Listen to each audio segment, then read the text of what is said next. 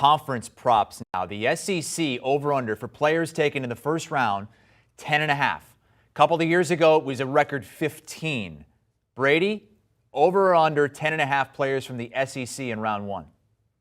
Over. Look, we've got 12, I believe, just looking at our top 32 prospects on CBSSports.com. So clearly, we're looking at this thinking that if teams go with the strategy of best player available, there's going to be a lot of SEC guys going. In fact, look at all the names. Look at all the Georgia players. Their entire defense could equate to half, if not over this number, when it's all said and done. So I think the over is the safest play here. There's just too much talent in the SEC. It's obviously one of the bigger conferences too. But even per capita, they've got the most talent. They've demonstrated that year after year after year, both on the field and in the draft. It's over. It's over. I'm 100% with you, Brady. And we've seen this trend, whether it was LSU when they had all those players drafted in the first round, Alabama historically when they have a national championship year, you see players get. There's going to be probably 5 Georgia defenders alone taken. I don't think George Pickens, who was in that list, is a first-round pick. But there's Lewis Seen's probably going to be the one that I think goes in the first round that makes it 5 for them. And then you look around the other talent, Evan Neal, who we've talked about already, Kenyon Green, who we didn't talk about, but is probably going to be a first rounder. Derek Stingley is going to be a first rounder. So there's you start getting to 8 or 9, and all you need is a couple more. Treylon Burks, you can start rattling them off. I think this might be one of my favorite plays of the draft is to take the over.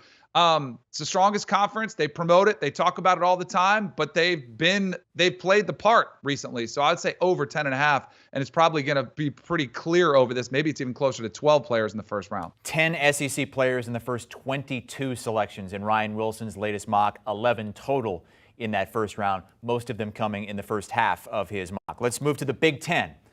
Lower, almost cut in half. 6.5 Big Ten players selected in the first round. Brady? I'm taking the over again. Look, the Big Ten had the second most players drafted last year in the NFL draft, and I think you can make the case it's the second most talented conference in college football. And by the way, it's comprised of essentially 2 teams. It's Michigan and it's Ohio State. I mean, if Aiden Hutchinson goes somewhere in the top couple of picks, we don't know how David Ojabo with the injury is going to be looked at, but there's no doubt he's a first-round talent. Daxton Hill at safety for them, there's 3. You got Olave, you got Garrett Wilson, there's 5. I mean, you start counting on one hand how many guys could potentially go up in this group. You get to that number pretty quick. George Karlaftis is another you got to keep around as far as an edge rusher.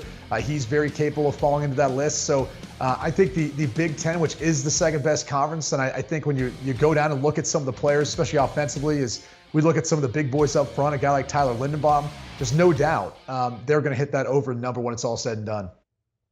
All right, I'm on the opposite side of Brady here. I do agree with you. The Big Ten, second most powerful conference out there.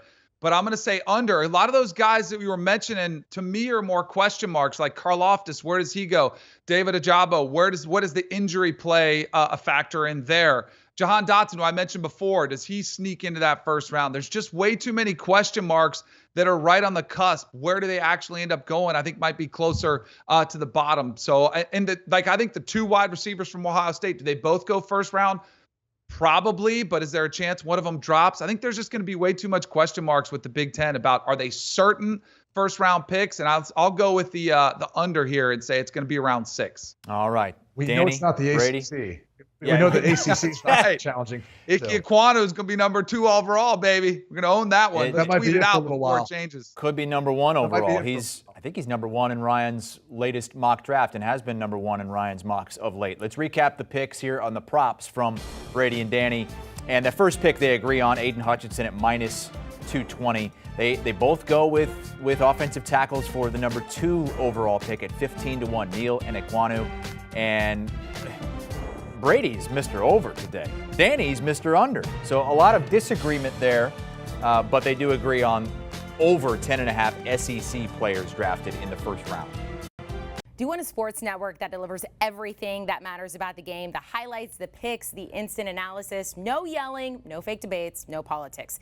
Hit the subscribe button and never miss a moment.